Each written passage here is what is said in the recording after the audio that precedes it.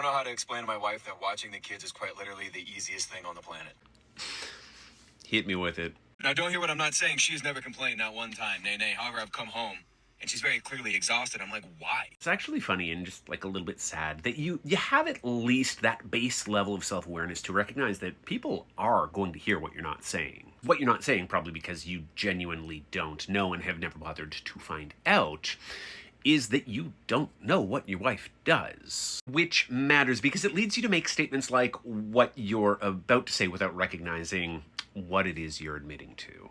We played. We read books. We watched A Little Nightmare Before Christmas. They took naps. Whole house was clean. I even played a video game for an hour and a half. So that's because she's the parent and you were a babysitter. What you just described is babysitting. You played and napped. Doesn't even sound like you had to prepare snacks for them. Didn't have to plan anything. There were no decisions that had to be weighed and made. So I may have done a little spying when the kids are with her.